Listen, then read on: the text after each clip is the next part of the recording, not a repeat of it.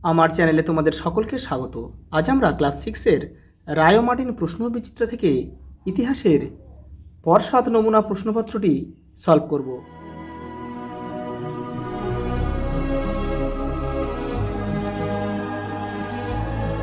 যারা বাংলা, ভূগোল, পরিবেশ দেখোনি তারা চ্যানেলের প্লেলিস্টে যাবে, ওখানে কিন্তু দেওয়া রয়েছে। দেখো, প্রথম প্রশ্ন, ইন্দো আর্য ভাষার সবথেকে পুরনো সাহিত্য কোনটি? ঋক সংহিতা। অপশান এ আমাদের সঠিক উত্তর। এর মধ্যে কোন জায়গাতে চিত্রিত ধূসর মাটির পাত্র পাওয়া যায় না? এটা হবে, এটা যে মেহেরগড় হয়, মেহেরগড়ে পাওয়া যায় না, তাহলে পাওয়া যায় কোথায়? এগুলো কিন্তু তোমাদের মনে রাখতে হবে। অত্রঞ্জি খেরা, হস্তিনাপুর আর ওহিছত্রে কিন্তু এগুলো পাওয়া যায়।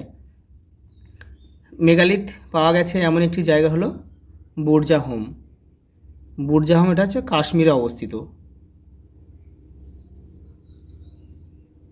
পরেরটা দেখো, দক্ষিণ ভারতের একমাত্র মহাজনপদ ছিল কোনটি? অসমক। আর বাদবাকি যে তিনটে রয়েছে এগুলো কিন্তু সবই উত্তর ভারতে। সুদ গ্রহণ করা কোন ধর্মের নিন্দার বিষয় ছিল? এটা হবে ব্রাহ্মণ্য ধর্মের নিন্দার বিষয় ছিল। সেলুকাস নিকেটর সভাপতি ছিলেন হচ্ছে, এটা হবে উত্তর হবে অপশান বি, আলেকজান্ডারের। পরটা দেখো, লুম্বিনী গ্রামে বলিকর সম্রাট অশোক ছাড় দিয়েছিলেন, কারণ কি? কারণ হচ্ছে এখানে অপশান সিটা হবে, যে গৌতম বুদ্ধের জন্মস্থান ছিল লুম্বিনী উদ্যান, সেই জন্য তিনি ছাড় দিয়েছিলেন। পরেরটা দেখো, গুপ্ত পরবর্তী আমলে ধর্মীয় উদ্দেশ্যে জমিদানকে কী বলা হতো? অগ্রহার ব্যবস্থা। অপশান সি আমাদের সঠিক উত্তর। পরেরটা দেখো, ফাসিয়ানের মতে নগরের বাইরে থাকতো কারা? চণ্ডালরা। এর মধ্যে কোনটি হর্ষবর্ধনের লেখা নয়? এখানে হবে অমরকোষ, কারণ বাদবাকি যে তিনটে রত্নাবলী, প্রিয়দর্শিকা, নাগানন্দ এগুলো কিন্তু সবই হর্ষবর্ধনের লেখা। সুশ্রুত সংহিতায় প্রধান যন্ত্র বলা হয়েছে কাকে? এখানে হবে হাতকে। অপশান সি আমাদের সঠিক উত্তর।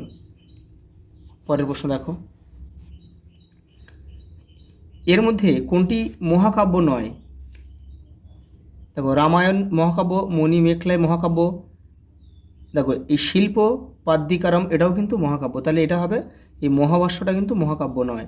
এই মহাভাষ্য কার লেখা? পতঞ্জলির লেখা। সেন্ট থমাস খ্রিস্ট ধর্ম প্রচারের জন্য ভারতীয় উপমহাদেশে এসেছিলেন কার আমলে? গন্ডোফার্নেসের আমলে। এই যে অপশান সি আমাদের সঠিক উত্তর। পরেরটা দেখো, এদের মধ্যে কে ভারতীয় বৌদ্ধ পণ্ডিত রূপে পরিচিত নন? দেখো, বুদ্ধ যশ, কুমারজীব, পরমার্থ আর হাল। এখানে হাল এটাই আমাদের উত্তর হবে। সাতবাহন রাজা ছিল হাল। দেখে নাও, একটা স্তম্ভ দিয়েছে, তোমরা কিন্তু কেউ তীর চিহ্ন দিয়ে মেলাবে না। এপারের প্রশ্নের দাগ নাম্বারটা উত্তরের পাশে বসিয়ে দেবে। যেমন দেখো, দয়েব ছিল কি? এখানে দয় ভাবে দেখো জেন্দাবেস্তা, তাহলে আমরা এখানে ইয়ে লিখব, এই যে। তারপর দেখো শতনাম, এটা বৈদিক মুদ্রা, কোথায় রয়েছে দেখো, এই দেখো বৈদিক মুদ্রা, তাহলে এখানে আমরা লিখব বি। তারপর দেখো সমাধি হবে কি? ইনামগাঁও, তাহলে এখানে আমরা সি লিখব। তারপর দেখো সমাধি হলো যশ বৌদ্ধ সঙ্গীতি, এখানে আমরা লিখব ডি। আর দেখো পালি ভাষা, এটা জাতক, তাহলে এখানে আমরা লিখব ই। দেখো পরের প্রশ্ন, ঠিক না ভুল লেখো। দেখো, দমর্ত উপাধি নেন কে? কনিষ্ক, এটা কিন্তু ভুল। তাহলে দেখো, তাহলে দমর্ত উপাধি কে নিয়েছিল? তাহলে কনিষ্ক হবে না। যদি বাক্যটা হতো এখানে বিম কত ফিসেস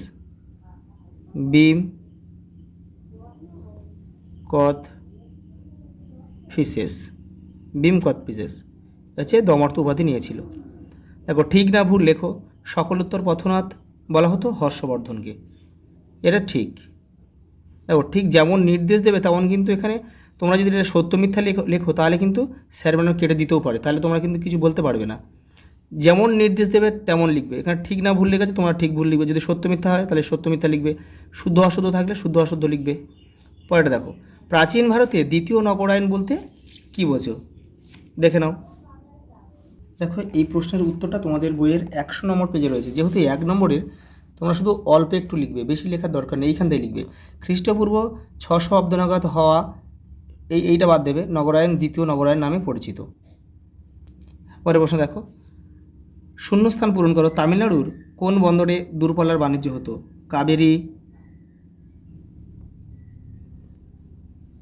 কাবেরী,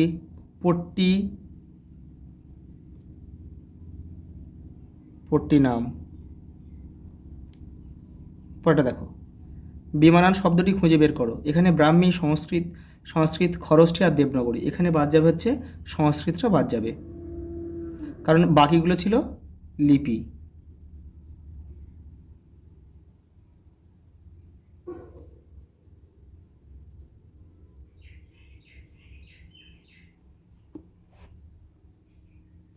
পরেরটা দেখো, গুহাবাস কি? পাহাড় কেটে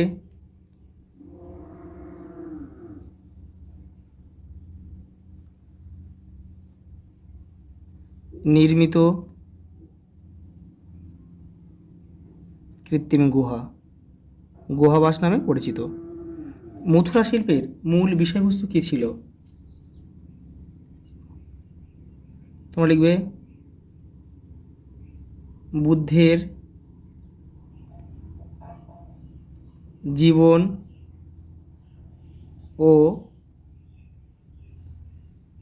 বৌদ্ধ ধর্ম। পরেরটা দেখো, চলন্ত ঘোড়ার পিঠে বসে পিছনে ঘুরে তীর ছোঁড়ার কায়দা ভারতে কারা প্রচলন করেছিল? পল্লবরা।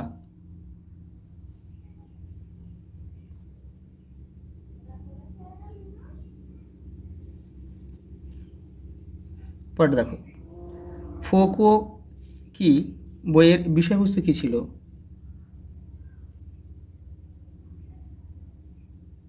ফাসিয়ানের ভারত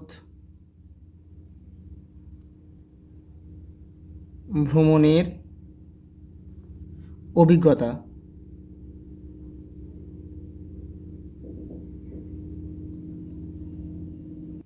দেখো পরের প্রশ্ন, স্নাতক কাদের বলা হতো? দেখো তোমাদের বইয়ের 59 নম্বর পেজে দেখো, এই যে দেখো এখান থেকে তোমরা এটা লিখবে। পরের প্রশ্ন দেখো, সপ্তসিন্ধু অঞ্চল বলতে কি বোঝায়? তোমাদের বইয়ের দেখো 49 নম্বর পেজে রয়েছে, দেখো এই যে সপ্তসিন্ধু অঞ্চল, এইখান থেকে তোমরা লিখবে। ঋগ্বেদের ভূগোল থেকে আদি বৈদিক সভ্যতা কতটা ছড়িয়ে পড়েছে তা বোঝা যায় এখান থেকে এই পর্যন্ত। পরের প্রশ্ন দেখো, আর্য সত্য কি? তোমাদের বইয়ের দেখো 72 নম্বর পেজে রয়েছে এটা, এই যে আর্য সত্য, এখান থেকে তোমরা লিখবে। এই যে বুদ্ধ নিজের শিষ্যদের কাছে ব্যাখ্যা করেছিলেন দুঃখের কারণ কি, কীভাবে সেই দুঃখ থেকে মুক্তি পাওয়া যায়। এই প্রশ্নগুলির ব্যাখ্যায় বুদ্ধ 4টি মূল উপদেশ দেন, প্রতিটি উপদেশকে বলা হয় আর্য সত্য। পরের প্রশ্ন দেখো, দ্বাদশ অঙ্গ কি? তোমাদের বইয়ের 70 নম্বর পেজে রয়েছে, এই যে দেখো এখান থেকে লিখবে। জৈন ধর্মের মূল উপদেশগুলি 12টি ভাগে সাজানো হয়েছিল, এই ভাগগুলি হলো অঙ্গ বলা হয়, সংখ্যায় 12টি বলে অঙ্গগুলিকে একসঙ্গে বলা হয় দ্বাদশ অঙ্গ। আর সঙ্গে তোমরা এটা লিখবে যে দ্বাদশ অঙ্গ ছিল জৈনদের প্রধান ধর্মগ্রন্থ। পরের প্রশ্ন দেখো, যজ্ঞ না করেও মৌর্য সম্রাটরা নিজেদের দেবতাদের মতোই সম্মানীয় কিভাবে প্রতিপন্ন করতেন? এটা তোমাদের বইয়ের 82 নম্বর পেজে রয়েছে, দেখো এই যে দেখো এইখান থেকে লিখবে। মৌর্য সম্রাটরা কোনো যজ্ঞ করে নিজেদের ক্ষমতা দাবি করেননি, এখান থেকে এইটা পুরোটা লিখবে। পরের প্রশ্ন দেখো, ক্ষত্রপ কাদের বলা হতো? তোমাদের বইয়ের এটা 90 নম্বর পেজে উত্তরটা রয়েছে, দেখে নাও। এই যে এখান থেকে লিখবে তোমরা, এই যে এই ক্ষত্রপ এই শাসন ব্যবস্থার সুবিধার জন্য সাম্রাজ্যকে ভাগ করা হয়েছিল কতগুলি প্রদেশে, এটাকে কুষাণ আমলে লিখে দেবে। কুষাণ আমলে শাসন ব্যবস্থা, এটা শব্দটা লিখে দেবে, দিয়ে এই পর্যন্ত লিখে দেবে। দেখো পরের প্রশ্ন, ইনতু কি? এটা দেখো রায়ান মার্টিনে 142 নম্বর পেজে রয়েছে, এই যে দেখো এখান থেকে তোমরা এটা লিখবে। পরের প্রশ্ন দেখো, অগ্রহার ব্যবস্থা কি? তোমাদের বইয়ে দেখো 106 নম্বর পেজে রয়েছে অগ্রহার ব্যবস্থা, এই যে এখান থেকে এই পর্যন্ত লিখবে। দেখো গুপ্ত পরবর্তী আমলে ধর্মীয় উদ্দেশ্যে এই জমিদানকে অগ্রহার ব্যবস্থা বলা হয়। দেখো পরের প্রশ্ন, মুদ্রারাক্ষস নাটকের বিষয়বস্তু কী? দেখো এটা তোমাদের বইয়ে 116 নম্বর পেজে রয়েছে, আবার রায়ান মার্টিনে দেখো 160 নম্বর পেজে রয়েছে। দেখো আমি তোমাদের বই থেকে এটা দেখিয়ে দিচ্ছি। দেখো আগে এই মুদ্রাক্ষস নাটকটা কার লেখা সেটা লিখবে, যে বিশাখ দত্তের লেখা একটি বিখ্যাত নাটক হচ্ছে মুদ্রাক্ষস। নন্দরাজা ধননন্দকে হারিয়ে চন্দ্রগুপ্ত মৌর্যের সিংহাসন দখলই মুদ্রাক্ষসের বিষয়বস্তু। এখান থেকে এটা লিখে দেবে। পরের প্রশ্ন দেখো, প্রাচীন যুগে পরিবেশের উপর চাপ কম পড়তো কেন? দেখে নাও। এ দেখো তোমাদের আমি লিখে দিয়েছি, এখান থেকে তোমরা একটু লিখে নিও।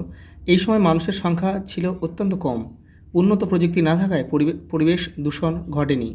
মানুষের জীবনযাত্রা ছিল সরল, তাদের চাহিদা অনেক কম ছিল। দেখো পরের প্রশ্ন, দেখো হিদুষ কি? দেখো রায়ের মার্টিন 178 নম্বর পেজে রয়েছে। দেখো এই যে এইটা লিখবে তোমরা। দেখো পরের প্রশ্ন, যবনিকা কি? দেখো রায়ের মার্টিন 182 নম্বর রয়েছে, তোমাদের বইয়েও 146 নম্বর পেজে রয়েছে। দেখো এই যে তোমাদের বই থেকে আমি এটা দেখিয়ে দিচ্ছি, এখান থেকে তোমরা এটা লিখবে।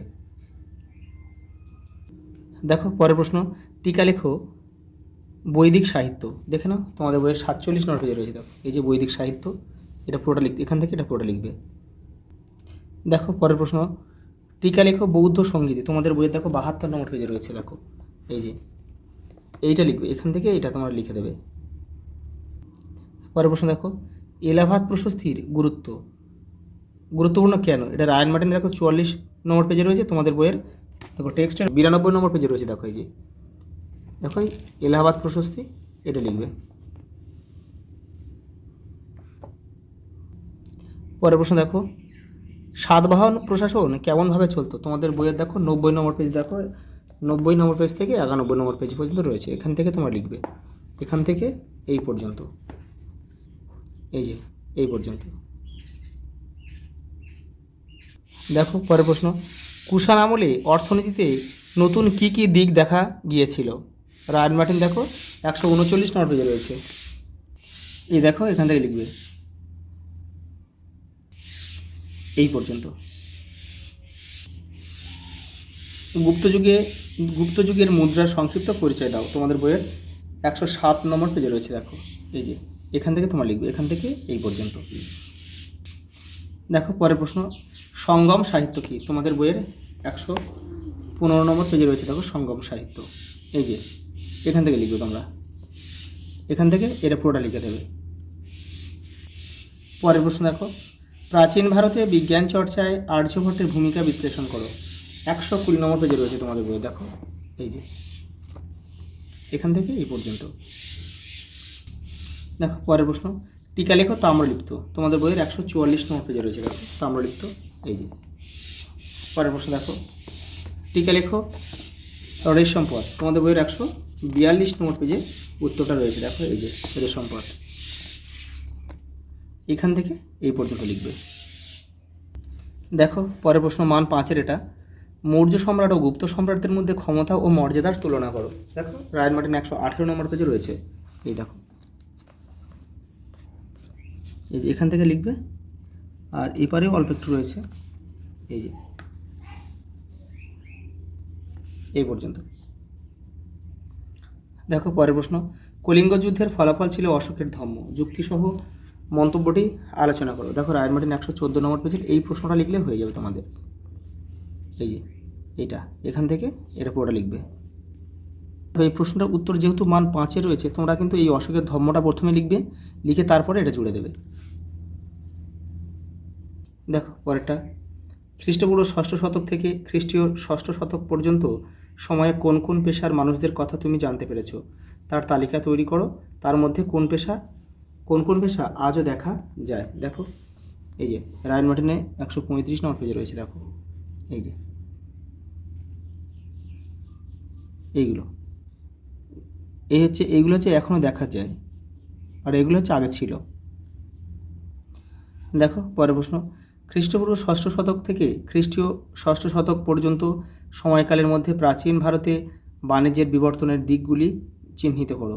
দেখো রায়ান মার্টিন 135 নম্বর পেজে রয়েছে। দেখো এই যে এটা, এখান থেকে এই পর্যন্ত। পরের প্রশ্ন দেখো, মৌর্য ও গুপ্ত আমলের শিল্পচর্চার মধ্যে দিয়ে ধর্মীয় ধারণার তফাতের ছাপ ফুটে উঠেছে, উদাহরণসহ মন্তব্যটি ব্যাখ্যা করো। দেখো রায়ান মার্টিন 157 নম্বর পেজে রয়েছে। এই দেখো এখান থেকে এই পর্যন্ত লিখবে। দেখো লাস্ট প্রশ্ন, প্রাচীন ভারতের বিজ্ঞান চর্চার ইতিহাসের উপাদান হিসেবে চরক সংহিতা ও সুশ্রুত সংহিতার গুরুত্ব আলোচনা করো। দেখো 154 নম্বর পেজে রয়েছে রয়্যাল মার্টিনে। এই যে এই দেখো চরক সংহিতা, আর এবারে রয়েছে দেখো সুশ্রুত সংহিতা। এই যে এই পর্যন্ত, আজ এই পর্যন্ত, দেখা হবে পরের ভিডিওতে।